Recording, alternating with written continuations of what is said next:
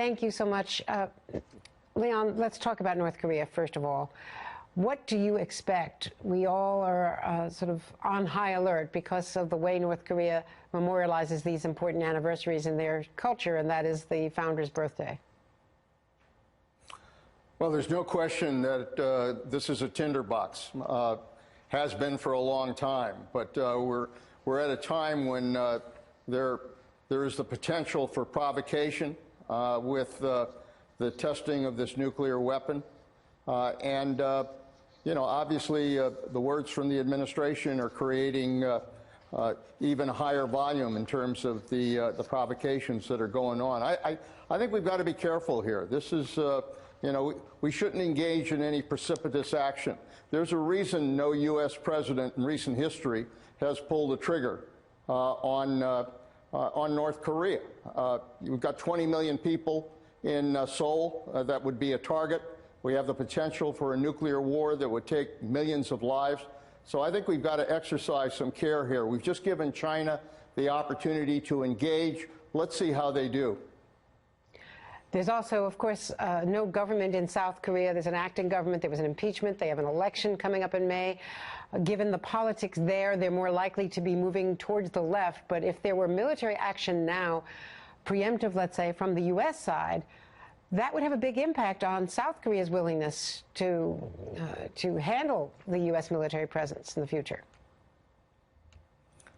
Well, it'd be a dangerous step to take precipitous action here or preemptory action in this instance, because there would be a counter-reaction from North Korea, and most likely it would be aimed at Seoul. So South Korea has a huge stake here in terms of what may or may not happen. And it's for that reason that I think, you know, rather than increasing the pressure here, increasing the sound bites, I think this is a moment to kind of restrain ourselves, take a look at the situation and what China can do. He just met with President Xi. He seems pleased with what President Xi has committed to. Let's give China the chance to act here. We have a lot of force in the area. We have a lot of plans for potential attacks there. We've had them for a long time. But we've always hesitated for good reason, because of the consequences that could result. Now let's talk about what we do have. The THAAD anti-missile defense system is not yet operational, but we do have Aegis destroyers. We have 2 destroyers with Tomahawk missiles off the coast of Japan. We've got a lot of firepower there. Obviously, we've got 28,000 troops in the DMZ and below, or rather below the DMZ. In South Korea, and more in Japan, Okinawa. So we have options, don't we, in terms of missile defense, if we thought they had the ICBM, but all analysis is that they don't yet have either a miniaturized nuclear warhead capable of being put on a missile, nor the long-range missile that might be operational in a year or more. Well, you know, we know what they're working on. We know what their capabilities are. They are working on an ICBM. They're not there yet in terms of an effective ICBM. They're not there yet in terms of a miniaturization of a nuclear weapon that can go on the tip of that ICBM. But at the same time, they've developed a mobile missile system. They fired missiles from submarines. They have at least a dozen nuclear weapons. So, you know, we know what the dangers are here. The reality is that our best approach is to increase the defenses, as we have with THAAD missiles in South Korea, increase our military presence there, as we have with the USS Vinson, as well as other Navy ships in that area. At the same time, I think it's important to increase our sanctions. We've threatened to increase sanctions. The sanctions that are there, frankly, are not working as well as they should. They need more bite, and we could increase the sanctions on them, and at the same time increase our pressure on China to try to get North Korea to come to the negotiating table. The reality here, Andrea, is that when dealing with North Korea, it is a policy of containment and deterrence. That's a reality. Not very satisfying, but that is what we have to continue to do in the hopes that either they'll come to the negotiating table or ultimately self-destruct because of the quality of regime that they have in North Korea. Do we have any option of regime change? Well, I think, it's always been the hope that, that regime change would happen on its own, and that the North Korean people who are starved and whose economy is one of the worst in the world would respond. They haven't. This has been going on for over 60 years. But at the same time, every leader tends to become much more dominating in terms of the way they pressure the North Korean people, the way they go after those that they suspect of trying to be disloyal to the leader. And so I think there comes a point at which these leaders, by conducting themselves this way, tend to overreact and take action which ultimately could undermine their own regime. So I think the possibility of regime change on its own, self-destructing, as did the Soviet Union, I think that still is a real possibility.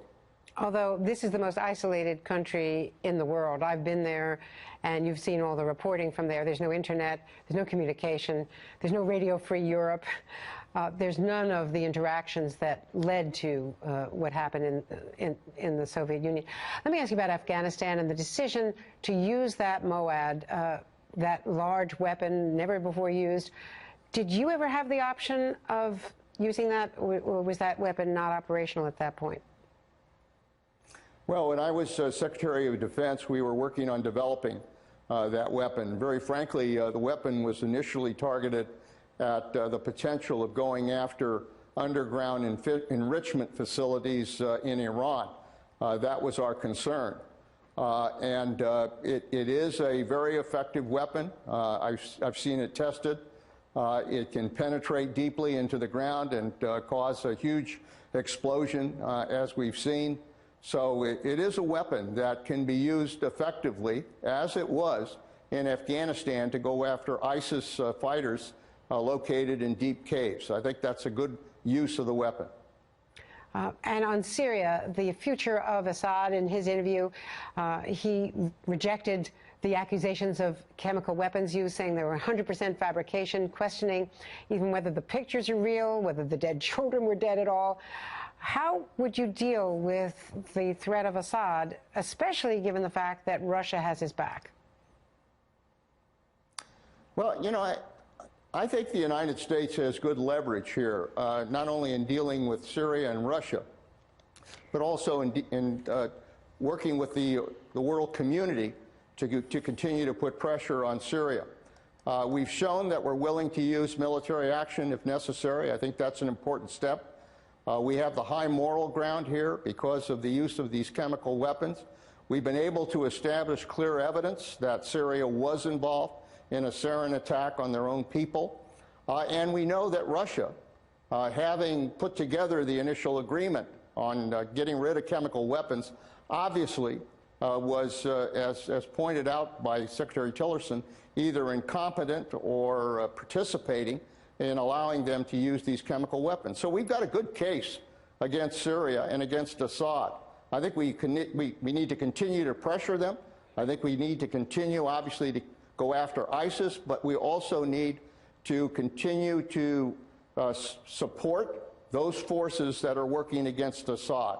There is no way we can resolve the situation in Syria and maintain Assad in power. Assad has got to step down.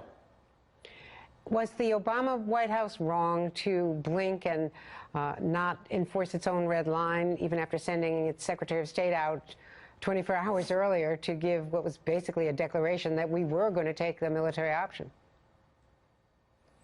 I've always said that when a president puts his credibility on the line with a red line, as President Obama did, in saying that we would not allow them to use chemical weapons, I think it was the right step to take. But it was also important to then stand by that red line and enforce it.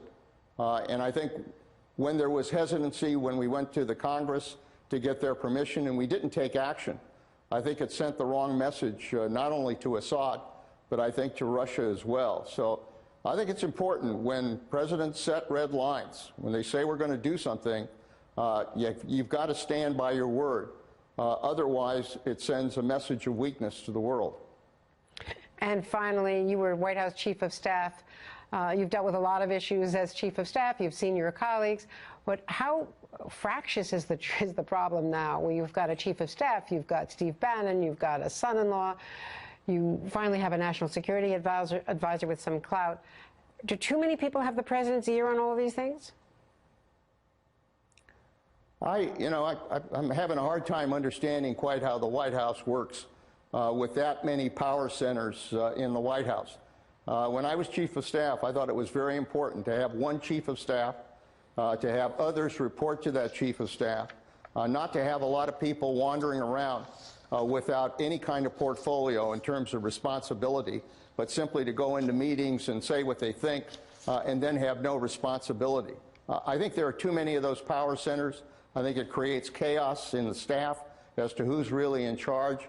And I think that it would be important to establish a strong Chief of Staff with the authority and with the discipline to run a tight staff. Every president needs to have that. Leon Panetta, thank you so much. Thanks for all of your insights today. For the first time since President Trump launched that missile attack last week, Assad tells the AFP that the chemical attack that prompted it was, quote, a 100% fabrication. Let's take a listen right now. It's not clear whether it happened or not, because how can you verify a video? You have a lot of fake videos now, and you have the proof that those videos were fake, like the white helmets, for example.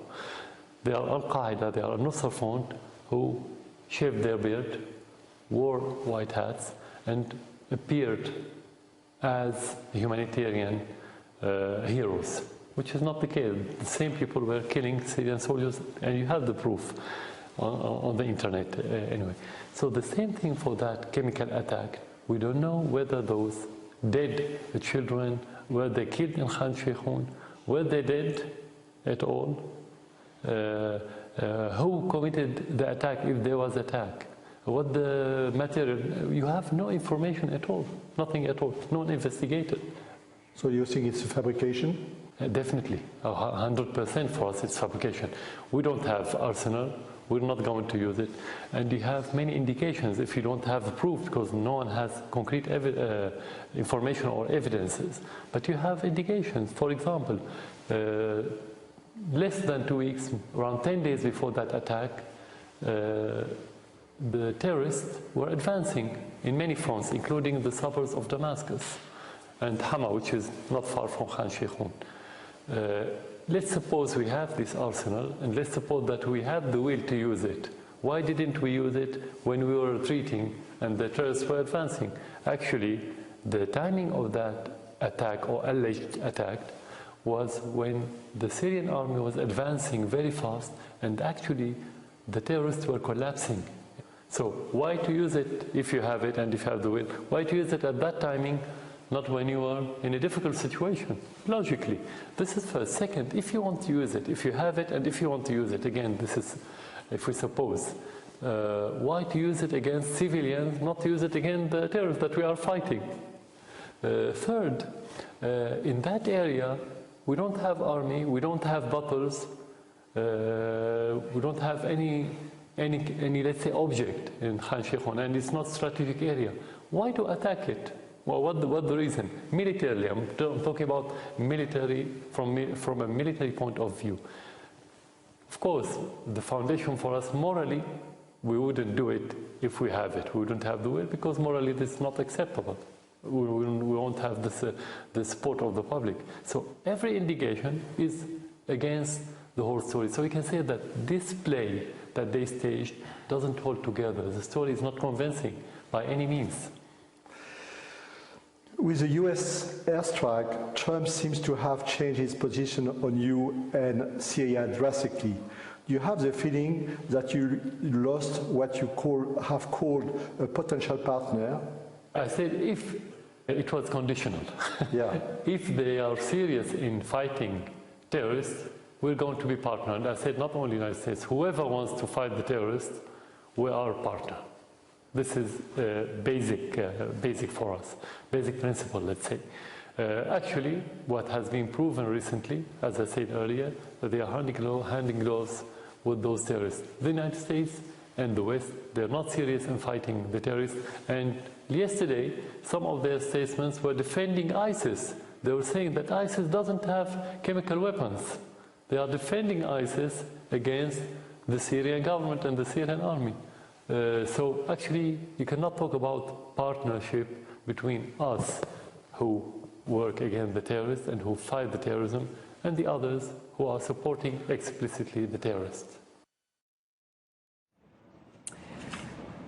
Wow, that was extraordinary. I want to bring in NBC's chief foreign correspondent, Richard Engel. Richard, it isn't as if we expected Bashar al-Assad to come out and say, yeah, I did this, deal with it. But he said, basically, were the children even dead at all?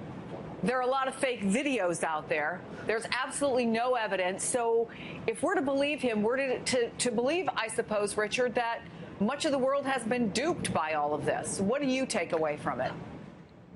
Well, he was exactly saying that. He was saying that this is all a fabrication, that the videos are not real, that there are a lot of fake videos, and that this was a manipulation by a terrorist group. And I was struck by the same thing you were, that he says, well, maybe the children in the videos weren't even dead at all. It would be very hard to convince children to play dead. I can't imagine how anyone would manipulate that. But you have to understand the context. So Idlib province, where this attack took place, is in rebel hands. A lot of the rebels who are in that group are or were associated with al-Qaeda. So from the U.S. perspective and from certainly the Syrian regime perspective, that is an area that it considers in terrorist hands. The people who were killed, by all accounts, and if you look at the video, although Bashar al-Assad is not questioning that they were really killed at all, they were civilians who happened to live in that area. And if you listen to what Bashar al-Assad says, and he's been saying this and his entire regime has been saying this for years now, that he is a force against terrorists, that the world should line up behind him because only through his leadership and his military campaign will Syria rid itself of this scourge of terrorists. The U.S. position and the international position, save the positions of Russia and Iran, is that Assad is part of the problem. Because he's using such brutality, it feeds extremism, it allows terrorists to find fertile ground. But an extraordinary denial. He came out and said not only was it a manipulation, was it fake, maybe the kids weren't even dead, and that if we did have chemical weapons, it wouldn't make sense for us to use it at that particular time and place. So I think it will get some attention, this interview. Of about 2 hours with President Putin. We frankly discussed the current state of U.S.-Russia relations. I expressed the view that the current state of U.S.-Russia relations is at a low point. There is a low level of trust between our two countries. The world's two foremost nuclear powers cannot have this kind of relationship. We further discussed approaches to improving our channels of communication. We had a lengthy exchange of views regarding the situation in Syria and shared perspectives on possible ways forward. Earlier today, Foreign Minister Lavrov and I had a lengthy conversation about issues that require immediate attention and issues that require longer-term attention. We understand that improvement in the long-term relationship will be required if we are to make progress on issues where we have different views. We spoke extensively about Syria, and in some areas, we share a common view. Specifically, we both believe in a unified and stable Syria, and we agree we want to deny a safe haven for terrorists who want to attack both of our countries. We agree that North Korea has to be denuclearized. We agreed there needs to be more senior-level communication between our two countries, both at a diplomatic and military level. But there is a broad range of other issues in which we have differences. Some have global implications with long-term requirements, and others are understood to be bilateral.